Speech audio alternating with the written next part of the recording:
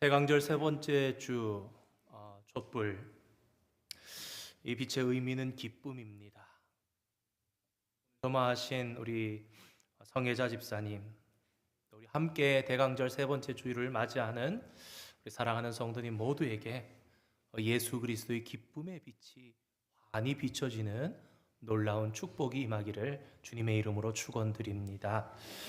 오늘 성가대가 찬양이 좋다 좀 이랬는데 새로운 멤버가 또 계시는군요. 귀한 또 헌신에 이렇게 많았나 이랬는데 진짜 많아지셨구나 이런 생각이 듭니다. 귀한 찬양 또 귀한 헌신 감사드립니다. 우리 박수 한번 했으면 좋겠습니다.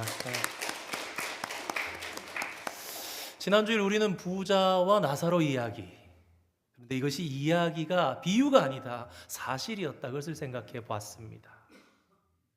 이것이 사실일 때 우리는 불편한 진실에 다가서게 됩니다. 그것은 우리 형제와 자매에 대한 전도를 늦출 수 없다는 것입니다.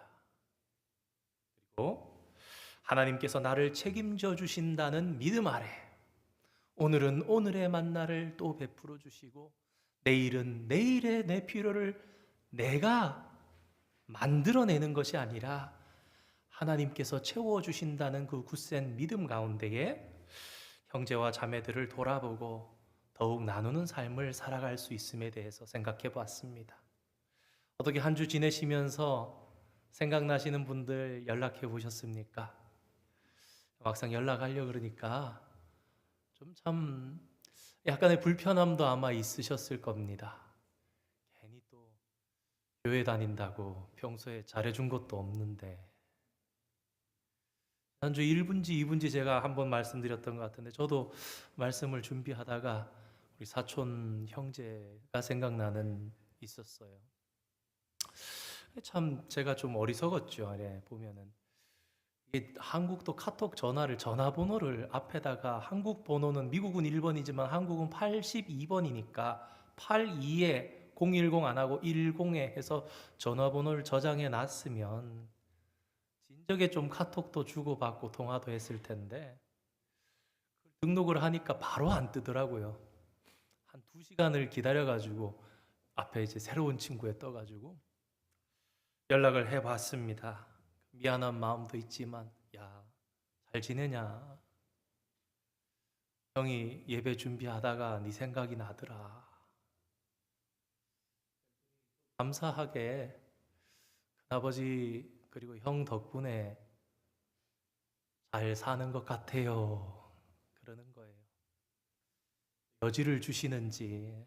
그래서 얘기하면서, 또 우리 누가 기도하고 예배하고 그래야지 하나님 그거 기다리시지.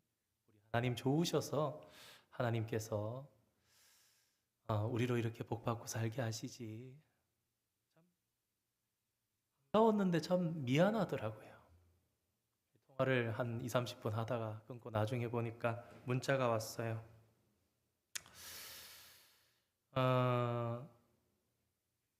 목소리 들으니까 좋은데 좋으면서 또 미안하고 그러네. 동생도 그러더라고요. 마음은 참 그랬는데 똑같은 마음이었구나. 저는 평생을 몰랐습니다. 그 친구가 이런 얘기를 하더라고요. 나는 시골에 살면서 항상 큰아버지하고 형아 올 때가 1년 중에 제일 좋았어. 겨울엔 눈썰매 타고 놀고 여름에는 막 나가가지고 뛰어놀고 그랬는데, 마땅히 뭐 초등학교 1학년, 6학년 전체 합쳐봐야 10명도 안 되는 그 시골에 살면서 큰아버지하고 형하고 동생하고 올 때가 1년 중에 제일 좋았고 그때 기다렸다는 거예요. 한편으로 미안하기도 하고 한편으로 그게 감사하구나. 아직도 그 좋은 마음을 가지고 있어서 앞으로 계속 자주 연락하면서 믿음 가운데로 인도해 주시길 기도하며 전도에 힘써야 되겠다. 여러분, 우리가 함께 포기하지 않고 기도하고 믿음의 교제를 우리 형제 자매와 나누는 가운데 하나님께서 그 영혼들을 인도해 주시고 구원해 내시는 그런 축복이 저와 여러분에게 임하기를 주님의 이름으로 축원드립니다. 태초에 영원한 혼돈, 영원한 공허가 있었습니다. 마치 그것의 허리를 자르듯이 그 틈을 벌리시면서 하나님께서는 그 속에 시간이 시작되도록 하셨습니다. 이렇게 시작된 모든 존재는 시간적인 존재입니다. 인간도 마찬가지죠. 모든 피조물들이 다 그런 것처럼 우리는 시간적인 존재입니다. 그래서 태어나는 순간이 있고 죽는 순간이 있습니다. 지금도 종말은 한 걸음씩 한 걸음씩 다가오고 있습니다. 조가 한 주 한 주 가는 것처럼. 나는 똑같다. 아니요, 그렇지 않습니다. 대강절입니다.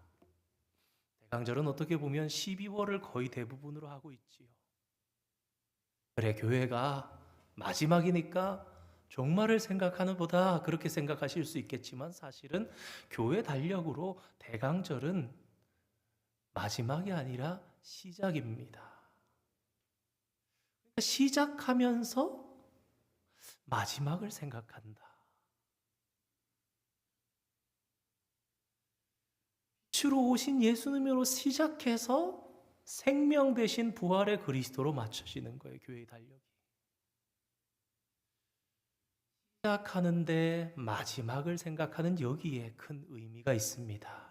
오늘 그래서 대강절 세 번째 주를 맞으면서 오늘 말씀을 통해서 종말에 대해서 또 생각해 보기를 원합니다. 마태복음 24장 3절의 말씀입니다. 예수께서 감람산 위에 앉으셨을 때에 제자들이 조용히 와서 이르되 우리에게 이르소서 어느 때에 이런 일이 있겠사오며 또 주의 임하심과 세상 끝에는 무슨 징조가 있사오리까. 이제 예수님께서 제자들과 함께 예루살렘에 상경하셨습니다. 예루살렘 도시에 도착하니 가장 제자들에게 관심이 갔던 것이 무엇인가 하니 화려한 예루살렘 성전이었습니다. 거의 반백년을 지어가면서도 아직도 완공되지 못하고 있는 그 어마어마한 성전을 바라보면서 주님, 성전이 어떻습니까? 주님, 좋으시지요? 제자들은 아마 성전에 대한 이야기를 많이 하고 싶었던 것 같습니다. 그런데 예수님께서 그 제자들을 향해서 이렇게 말씀하십니다. 얘들아, 이 성전 안타깝지만 무너질 거야. 파괴되고 말 것이다. 제자들의 관심이 집중될 수밖에 없습니다. 주님, 그렇다면 이 일이 언제 있겠습니까? 아니, 예루살렘 성전이 무너진단 말인가? 그렇다면 그것은 세상의 종말이 아닌가? 그러면서 더불어서 자연히 그 관심은 그렇다면 주님, 세상의 끝은 언제입니까? 그리고 그때는 어떤 일들이 있겠습니까? 묻기 시작했습니다. 우리가 계속해서 마태복음을 살펴봐 오고 있습니다만은 이 마태복음의 예수님은 마치 모세 같은 분입니다. 산에서 하나님의 말씀을 주시는 분. 그래서 창세기, 출애굽기, 레위기, 민수기, 신명기, 모세의 오경을 가지고 말씀하시듯이 5편의 큰 설교를 말씀하시는데 마태복음 24장과 25장에 기록되어 있는 이 설교는 종말 설교로 이 5편의 설교 가운데 마지막 설교입니다. 산상수훈의 설교, 제자 파송 설교 이렇게 계속 오면서 천국 비유 설교 오면서 마지막 설교, 종말 설교. 그래서 예수님께서는 마태복음 24장에 종말의 때가 이럴 것이다 말씀해 주셨고 그 종말에 대해서 오해하지 않고 잘 이해할 수 있도록 하시기 위해서 이어서 마태복음 25장 말씀에 3가지 비유를 말씀하셨는데 그 비유의 이야기가 열처녀의 비유, 달란트의 비유, 그리고 양과 염소의 비유입니다. 우리가 오늘 함께 받은 본문은 그 첫 번째 비유 열처녀의 비유입니다. 그런데 이 이야기는 시작부터 읽는 청중을 조금 불편하게 합니다. 전개가 좀 이상하기 때문입니다. 이야기는 결혼식의 이야기인데 그래서 신랑은 등장하는데 신부는 어디 있지? 딱히 신부라고 기록되어 있지 않고 무언가 분위기 상에서 약간 신부처럼 느껴지는 10명의 처녀들이 등장하기 때문입니다. 왜 10명인가? 그것도 의아합니다. 혼란스럽습니다. 유대인들의 결혼식은 보통 저녁에 합니다. 한 한 8시, 9시 그쯤에 보통 한다고 해요. 한 번씩 말씀드렸던 것처럼 유대인들은 하루의 개념이 우리와 다릅니다. 우리는 오늘 아침에 오늘 시작됐구나 하는데 유대인들은 어제 저녁부터 새날이 시작되었구나 하는 거예요. 그래서 저녁에 새날을 맞으면서 결혼식을 시작하는 겁니다. 여러분 창세기 보면 계속해서 1장에 반복되어는 내용이 있지요. 저녁이 되고 아침이 되니 이는 첫째 날이라. 저녁이 되고 아침이 되니 이제 둘째 날이라. 아침이 돼서 첫째 날, 둘째 날이 아니라 저녁이 되면서 첫째 날, 둘째 날이에요. 그래서 유대인들의 사고관에 의해서 쓰여졌기 때문에 저녁이 되고 아침이 되니 첫째 날인 거예요. 그날 신랑은 더디게 왔습니다. 그래서 10처녀들은 기다리고 있었습니다. 얼마나 진지하게 기다렸겠습니까? 그녀들의 인생에 아주 중요한 잔치였을 때니까요. 그런데 문제는 신랑이 너무 더디 왔다라는 것입니다. 한 8시, 9시 시작해야 되는데 10시, 11시 뭐 그 정도야 기다렸겠지요. 근데 이게 12시, 1시 되면서도 아마 오지 않았던 그런 상황이었던 것 같아요. 당황하게 됩니다. 기다림이 지치게 되었기 때문입니다. 그래서 그들은 한두 사람만 졸았던 것이 아니라 10명의 처녀 모두가 다 너무 피곤해서 잠이 들고 말았습니다. 여러분 사람 기다리는 거 얼마나 힘듭니까? 그냥 내가 누워서 앉아서 이러면 몰라요. 신경을 쓰면서 오면 예뻐 보여야 되잖아요. 신경을 쓰며 따듬고 머리도 한 번씩 만지고 그러면서 하고 있는데 그게 계속 되는데도 무슨 일이 있는지 오지 않는 거예요. 모두가 잠든 그 사이에 신랑이 당도해 버렸습니다. 급히 일어난 처녀들, 그녀들은 단장하느라 바빴습니다. 이야기를 읽는 청중들도 긴장하게 됩니다. 야, 이거 빨리 준비해야 되겠는데? 아마 예수님의 말씀을 듣고 있던 당시의 청중들이 그렇지 않았겠습니까? 야, 그날 신랑이 좀 늦는 일들이 우리 동네에서도 더러 한 번씩 있더니 많이 늦었나 보다. 근데 이 처녀들 어떡하나? 빨리 준비해야 될 텐데 또 이렇게 얼굴도 따듬고 예쁘게 모양을 하고 그렇게 해야 되는데 그런데 거기에 더해서 또 다른 문제가 생깁니다. 이 처녀들이 신랑을 맞이하려고 등을 켰는데 얼마 안 되어서 그 중에 5명의 처녀들은 자신의 등불이 꺼져간다는 사실을 발견하게 된 것입니다. 간혹 어떤 분들은 그렇게 생각하십니다. 오늘 말씀을 보면서 그래, 슬기로운 처녀들은 기름을 꽉 채워 준비했고 미련한 5 처녀들은 기름을 조금밖에 준비 못했나 보다. 근데 자세히 읽어보시면요, 아마 이 5 처녀는 기름을 아예 준비 안 했던 것 같습니다. 3절 말씀에 기름을 가지지 아니하고 라고 기록되어 있거든요. 그 당시에 이 등이 횃불 종류였는데, 그러니까 나무를 가지고 이렇게 기둥 삼아서 그 주변을 이렇게 헝겊을 가지고 마는 거예요. 그리고 접시 같은 그릇에다가 중심에다 박아서 거기에 기름을 부으면 그 기름이 이렇게 따라서 올라오고 불을 붙이는 그런 형태의 횃불과 같은 그런 불이었다고 합니다. 그런데 이 전통에 따라서 유대인들은 이렇게 주장한다고 합니다. 만약에 기름이 전혀 없다 할지라도 이 헝겊에 기름이 적셔져 있는 정도만 되었다면, 이 자체가 아무것도 없어도, 그러면 그 등불은 한 15분은 간답니다. 근데 오늘 본문의 상황을 보면요, 10명의 처녀들이 등을 붙였습니다. 불을 붙였어요. 그런데 어떻게 되느니까 금방 불이 꺼져가네. 그러니까 기름도 준비 안 했고 그냥 붙였는데 그냥 이게 헝겊만 타들어가는 거예요. 그러니까 붙이자마자 깨달은 사실이 있었으니 야, 기름이 없다, 이 상황이었던 것입니다. 아마도 이들은 아래에 처음부터 그렇게 기름을 준비하지 않았고, 그래서 이 상황을 헤쳐나가기 위해서 남은 5명의 처녀들을 향해서 기름을 좀 나누어 달라 그렇게 애원합니다.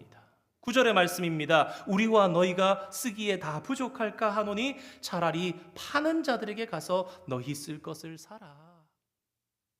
한글 성경을 보면 상황이 이만저만 했나 보다, 지혜롭게 잘 이야기를 했나 보다 할 수 있지만, 이 본문의 이 구절 말씀을 헬라어 원어를 살펴보면 한글 성경보다 훨씬 더 강력한 의미가 들어 있습니다. 제가 그걸 한번 직역해서 그대로 한번 여러분께 읽어드려 보겠습니다.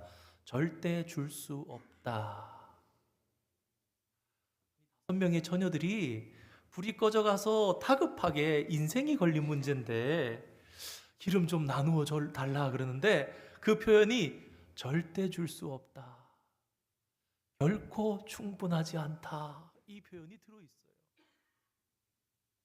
원어로 읽으면 우리가 그러면 이렇게 생각이 혹 들 수도 있겠습니다. 아니 완강히 거부하는 이 슬기로운 처녀들, 그녀들은 너무 자기 자신만 아는 이기적인 삶을 살고 타인에 대한 무관심으로 살아가는 것이 아닌가.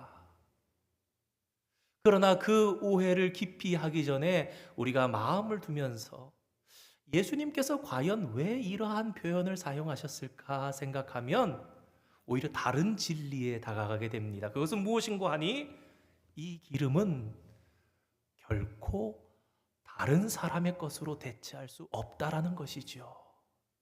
지금 이 기름이 무엇인지는 모르겠지만 마지막 날에 기름에 관해서만은 누구도 다른 사람의 도움을 받을 수 없고 오직 자신의 것으로 해야 한다라는 예수님의 설명이 그 마음이 들어가 있는 거예요.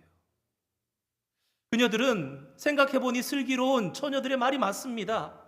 그래서 조금 불안하긴 하지만 맞아, 차라리 가자. 우리 다 못 가는 것보다 빨리 갔다 오면 어찌어찌 될 거야. 그래서 기름을 구하러 간 사이에 안타깝게도 신랑은 거기서 기다리고 있던 5명의 처녀들만 데리고 신랑의 집으로 떠나고, 이 기름을 구하러 다녀왔던 여인들은 그대로 남게 되었습니다. 보통 신랑의 집에서 잔치가 열린다 그래요. 신부들은 자기의 집에 있으면 와서 신랑이 데리고 잔치집인 자기의 집으로 가서 그래서 일주일 동안 잔치를 하는 그러한 전통을 가지고 있다 그럽니다. 우리가 여기서 10절의 말씀을 다시 한번 또 주의 깊게 봐야 될 표현이 있는데 그것은 문이 닫힌지라 하는 표현입니다. 오늘 헬라어를 좀 많이 말씀드려서 좀 죄송합니다만 이거 동작의 완료된 것을 표현해 주는 말인데요. 헬라어 문법 기억하지 않으셔도 됩니다. 부정, 과거, 수동태, 직설법. 그냥 잊어버리셔도 돼요. 중요한 건 뭐냐? 이 헬라어가 시제만 해도 7시제가 있습니다. 우리는 과거, 현재, 미래 이렇게만 알아도 될 텐데 시제도 7개나 되고 문법이 우리말보다 복잡하지만 그냥 중요한 것은요. 제가 직역해서 군더더기 표현 같아도 문이 닫힌지라 이 표현이 무슨 말이냐? 한번 들어보시기 바랍니다. 닫혀서 아주 닫혀버렸다. 닫아서 아주 닫혀버렸다. 근데 닫았는데 뭘 닫혔으면 닫힌 거지 그럴 수 있는데 이 이중이라는 것은 강조라는 것을 생각하시면 되겠습니다. 그러니까 닫힌 이 문은 다신 열리지 않는다는 얘기라는 거예요. 지금 닫혔는데 다시는 안 열어줄 거야. 열릴 수 없는 문이구나라는 것을 유대인들은 아는 것입니다. 그래도 이 여인 5명은 희망을 가지고 그 문 앞에서 부르짖습니다. 주여, 주여, 우리에게 문을 열어주소서. 원어의 문장을 보면요, 중요한 단어를 앞에 씁니다. 제일 먼저 등장하는 말이 우리입니다. 무슨 의미냐? 주님, 우리예요. 아시잖아요. 나예요, 나. 그 얘기를 하고 있는 거예요. 주님, 나예요. 열어주세요. 그런데 문 안에서 신랑에 들리는 대답은 그들의 기대와 전혀 다릅니다. 내가 너희를 알지 못한다. 어떤 유명한 신학자는 이렇게 얘기했습니다. 성경은 제1수신자, 1차 수신자. 마태복음 같은 경우는 유대인들이 받는 게 되잖아요. 1수신자가 되어서 볼 때에 많이 열려지고 해석이 된다라는 거예요. 예수님께서는 지금 이 비유를 제자들에게, 유대인들에게, 그들의 그러한 관습 속에서 살아온 자들에게 말씀하셨습니다. 그렇다면 우리는요, 오늘의 말씀을 풍성하게 이해할 수 있도록 하기 위해서는 유대인들의 결혼식을 좀 더 잘 알아야 돼요.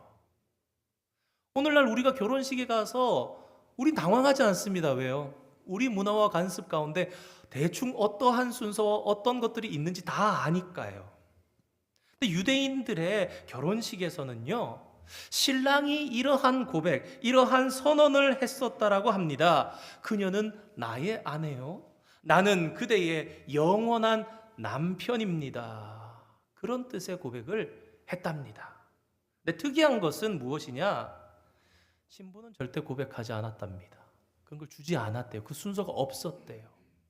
신부도 똑같이 우리 마음 같으면 모르겠습니다만 세대에 따라서 좀 다를 수도 있겠지만 나도 당신의 영원한 아내입니다 이러면서 서로 고백하면 좋겠다 싶기도 하지만, 어찌됐든 유대인들의 전통에 따르면 신부의 말이 중요한 게 아니에요. 듣지 않아요. 그냥 신랑이 중요한 거예요. 당신은 나의 아내요, 나는 당신의 영원한 남편이 될 것이요, 오늘 이 순간부터 그래서 진실되게 당신을 사랑할 것이요, 그게 중요하다는 겁니다. 이 말씀을 오늘 이 내용에 대입해서 생각해 보시기 바랍니다. 달려가서 문 앞에서 주님 저예요, 주님, 신부가 주님 나예요, 알잖아요, 우리 같이 놀았잖아요, 그런 얘기를 하고 있는 거예요. 근데 안에서 들리는 신랑의 대답이 중요하다고요. 뭐라고요? 나는 도무지 너를 알지 못한다는 겁니다. 내가 너를 알지 못한다. 무슨 소리 하고 있어? 몰라. 너는 누구니? 미련한 처녀들의 위기입니다. 이 미련한 처녀들이 직면한 위기는 사실 처음 기름부터 시작됐습니다. 앞서 말씀드렸던 것처럼 기름은 누구에게도 빌릴 수 없습니다. 이 이야기를 통해서 명확하게 알 수 있는 것은 기름의 문제는 그러니까 즉석에서 해결될 수 없다라는 겁니다. 마치 이 이야기상 보기에는 사와서 하면 될 것 같지만 이 상황을 전체를 보면 사러 가도 늦어서 안 된다라는 얘기를 해주시는 거예요. 오늘의 이야기에서 무엇보다 기름은 중요합니다. 왜냐하면 기름 때문에 이 처녀들의 운명이 갈라졌기 때문입니다. 기름 때문에 누군가는 잔치집에 들어갔지만 기름 때문에 누군가는 들어가지 못했던 거예요. 사랑하는 성도 여러분, 오늘 이 이야기는 결혼식 이야기가 아닙니다. 마지막 날 교회의 이야기입니다. 결혼식의 이야기는 비유일 뿐 우리는 이 교회 이 이야기를 통해서 교회와 성도가 맞이할 마지막에 대해서만 집중하면서 생각해야 되는 거죠. 그녀들은 같이 믿음 생활을 했습니다. 같이 우리처럼 한 자리에서 예배드렸습니다. 같이 봉사를 했습니다. 똑같이 주님을 기다렸습니다. 심지어 똑같이 10명 다 졸며 잤습니다. 네.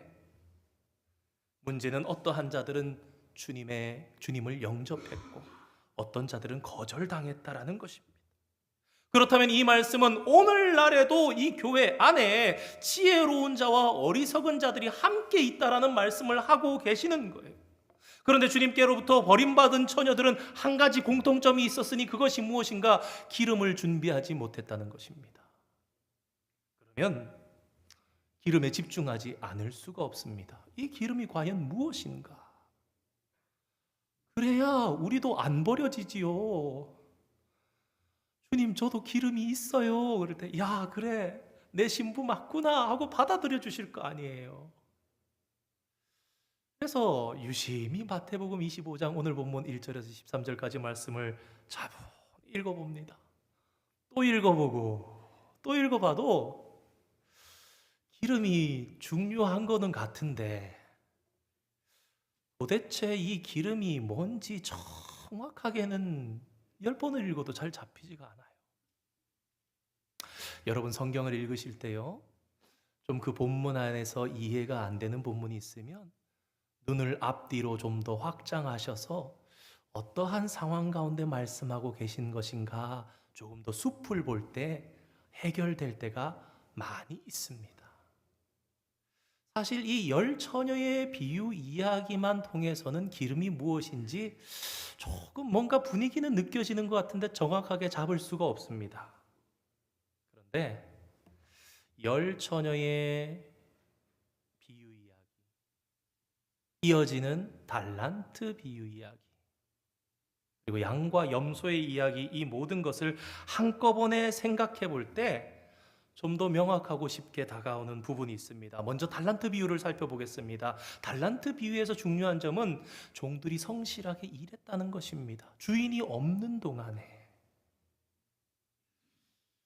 적은 종이 등장합니다. 이 어리석은 종이 뭐라 하냐면 주여 주인이여 제가 주인 당신을 잘 압니다만 주인은 굳은 사람이라. 그러면서 두려웠으므로 내가 땅에다가 이 한 달란트를 숨겨놨었습니다. 안전하게. 보소서 당신의 것이 여기 있습니다. 받으십시오. 이게 닮았어요. 어리석은 종은요, 이 미련한 다섯 처녀들 같은 거예요. 마치 문 두들기면서 주님 우리예요 열어주세요 하는 것처럼 이 한 달란트 받았던 악하고 무익한 종은요, 주님 제가 주인을 잘 아는데요 그러는데 잘 아는 겁니까 모르는 겁니까? 그 종의 입술에서 나오는 고백은 내 주인은 굳은 사람이야, 내 주인은 무서운 사람이야, 두려운 사람이야, 땅에다가 숨겨놨다 그대로 드려야지, 그게 제일 안전한 방법이야. 오해하고 있습니다. 그것 때문에 다시 좀 흩어질 수 있는데요. 다시 한번 정리해서 말씀드리면 이 이야기에서 기름을 이해하기 위해서 우리가 달란트 비유에서 하나를 잡아야 하는 중요한 포인트는 주인이 없는 동안 성실히 일했다 이것입니다. 그리고 이어지는 양과 염소 비유 중에서 중요한 포인트는 신앙의 행동적인 동기가 어디에 있는가. 우리가 이 땅을 살아가는 동안 우리의 행위에, 우리의 삶에 그 중심이 어디 있는가. 양도 염소도 열심히 살았습니다. 근데 그 중심이 어디 있는가? 염소는 자기를 위해 열심히 살았습니다. 양은 그리스도를 중심으로 열심히 봉사하면서 살았던 거예요. 재림에 대한 준비는 그 사람의 삶입니다. 그리고 그 준비는 일상 속에서 되는 것입니다.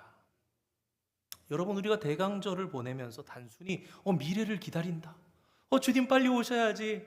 주님 어서 오십시오. 제가 이렇게 두 손 들어 환영합니다. 그날을 위해서만 살아가는 것이 아니에요. 그날이 빨리 와야지. 기다려야지. 그게 아니라는 얘기. 오늘 예수님께서 이 열 처녀의 비유의 이야기를 해주시는 것은 얘들아 중요한 것은 오늘의 삶이야. 그 말씀을 해주는 현실이야. 현실에서 그분을 신뢰하고 그분의 말씀대로 순종하면서 사는가, 그것이 중요하다라는 거예요.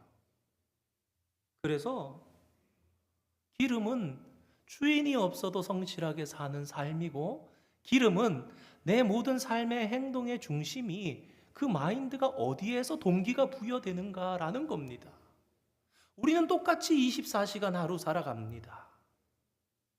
내 모든 삶의 행동 주 안에 있네. 나의 내 모든 삶의 행동 주 안에 있다고 우리가 찬양을 하잖아요. 똑같이 24시간을 살지만 다른 거예요. 양일 수도 있고 염소일 수도 있습니다. 주인이 없는 동안 그렇지만 주인에게 하는 것처럼 사는 그 삶이 기름이라는 거예요. 다시 정리해 보면요, 등은 어떠한 형태를 가지고 있는 거예요. 이런 생각을 해봤습니다. 예를 들면 우리 모두는 교회 다니는 성도예요. 성도라는 형태를 가지고 있어요. 누가 봐도 우리는 저 사람들 교회 다니는 분들이구나, 주일날 다 알 거예요. 저분들 성경 드시고 저희 가서 예배 드리고, 우리가 서로 볼 때도 마찬가지예요. 성도님들이시구나, 성도님들이시구나. 형태는 갖췄다 이거예요. 그럼 기름은 형태는 없지만 또한 실체입니다. 하지만 이 기름이 없으면은 등불도 소용이 없는 거예요. 외적인 형태를 가졌어도 그 안에 실체인 기름을 가지고 있지 않은 등은 소용이 없는 것입니다. 그러면 기름은 무엇일까? 달란트 비유에서의 성실한 삶과 양과 염소 비유에서의 삶의 행위의 중심, 즉 기름이라는 것은 그 사람 개인이 이룬 삶을 얘기하는 거죠. 기름이 있는가 없는가? 준비하면서 마태복음 7장 21절의 말씀이 생각났습니다. 여러분 함께 읽어볼까요? 마태복음 7장 21절 함께 읽겠습니다. 시작. 나더러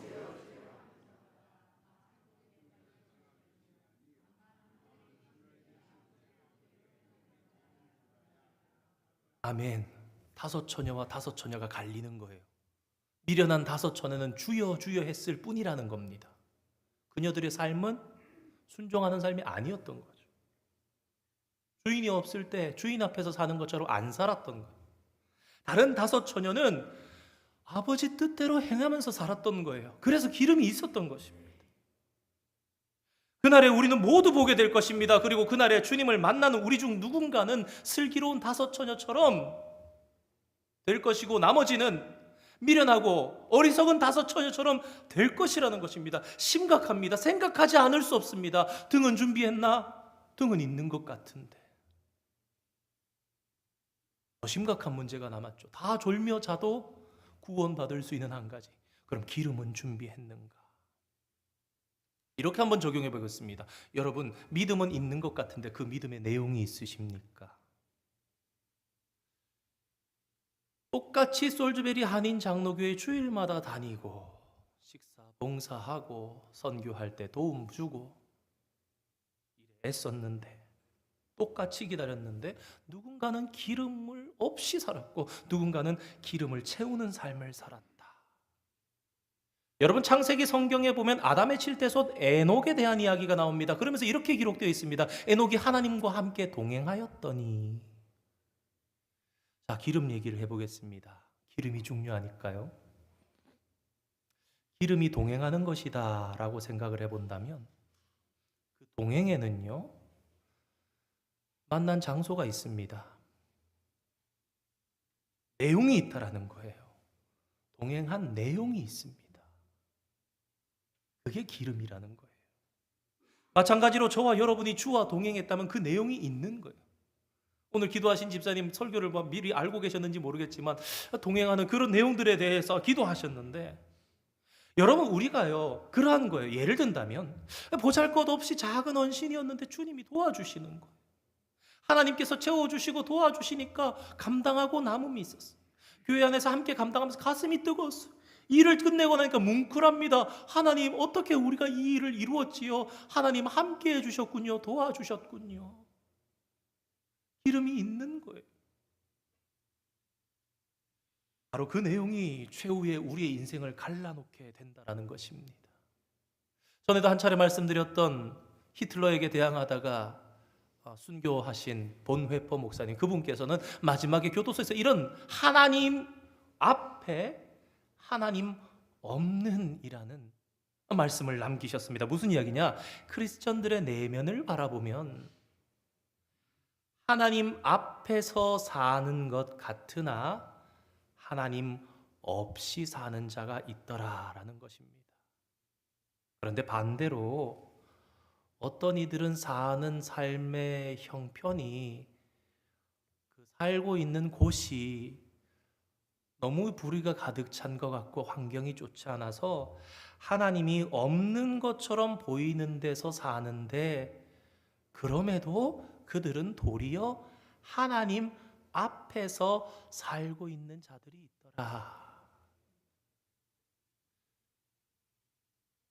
여러분, 우리가 몇 주 전에 바리새인의 삶에 대해서 생각해 봤습니다. 그들은 하나님 앞에 살고 있다 생각했습니다. 하나님 없이 살았지요. 부자 청년, 100% 자기는 하나님 앞에 살고 있는 줄 알았는데 하나님 없이 살았던 거예요. 그러니까 동행했던 체험이나 가슴 뜨거움이 없었던 겁니다. 그게 답답해서 예수님 앞에 나왔을 때 아마 그는 분명히 깨달았을 거예요. 잘못 살았구나. 나 혼자 점수표 체크하면서 나 100점인가 체크하고 있었구나.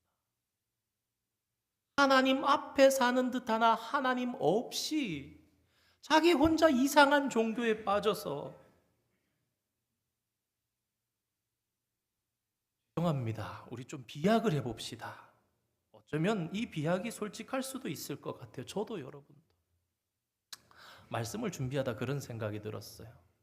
우리가 한편으로는 주님 앞에 나와서 다 성도다운 모습으로 사는 것 같습니다. 어찌 생각하면 그렇게 또 특별히 다른 애쓰는 게 없는 것 같은 그런 삶 가운데 보면요, 기껏 교회에서 봉사하는 게 식사 준비하는 거예요.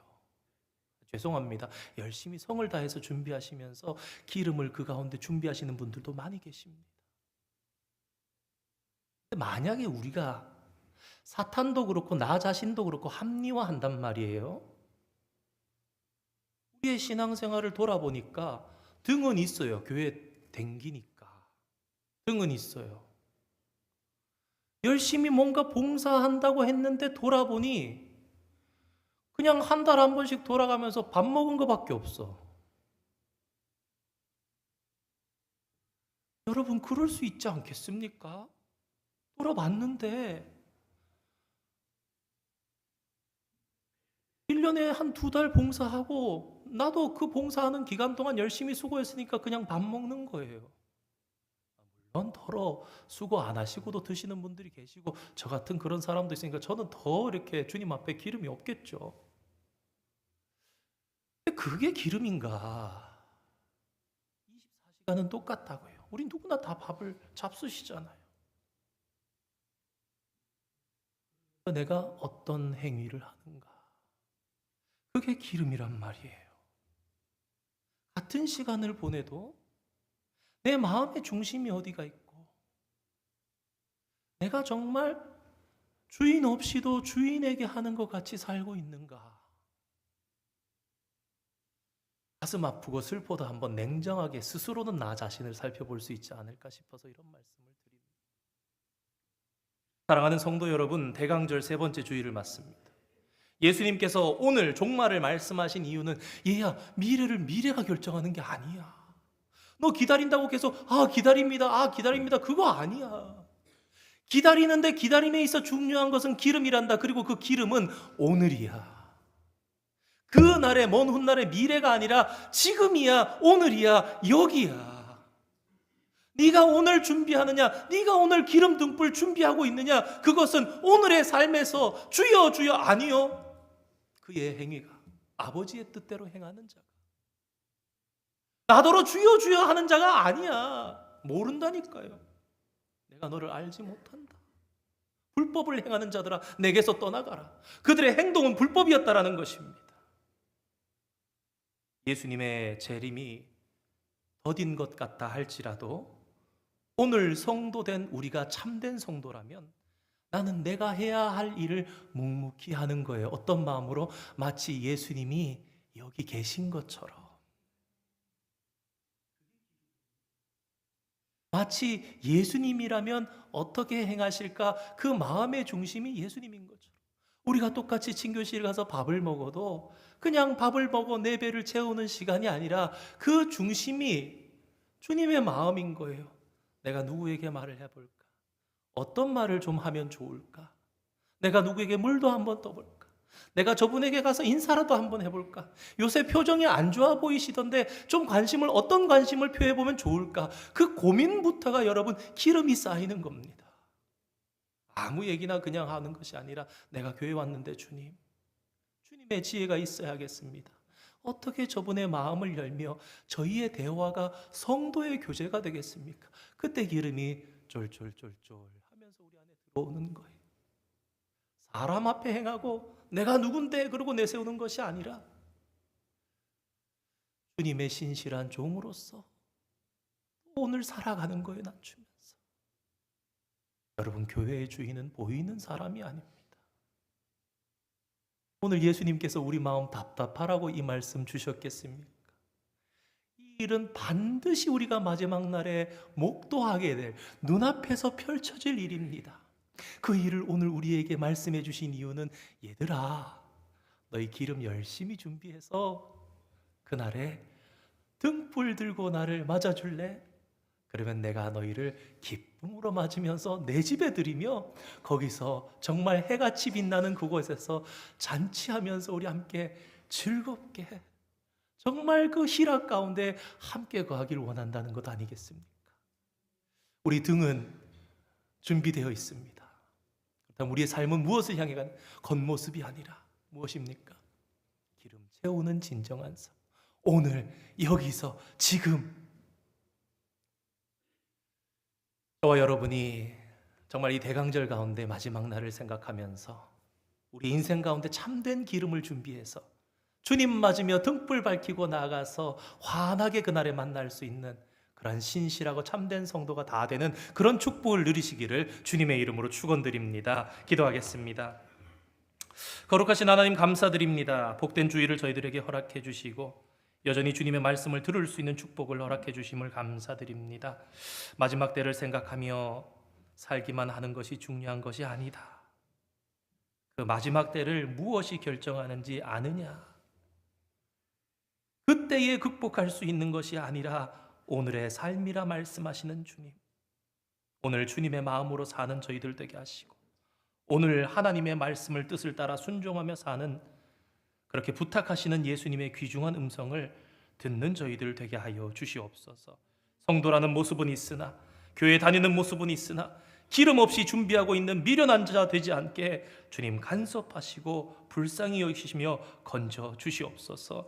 부자와 나사로에게 갑자기 마지막이 임한 것처럼 10명의 처자들에게 갑자기 신랑이 이른 것처럼 주님의 오심도 그러하다는 것을 늘 생각하며 오늘밖에 살지 못하고 현재밖에 일하지 못하는 저희들, 오늘 현재 지금 여기서 할 수 있는 것들을 성실히 행하며 주님을 내 삶의 행동의 이유로 삼으며 성실히 살아가는 참된 성도 다 되게 주님 축복하여 주시옵소서. 예수님의 이름으로 기도드립니다.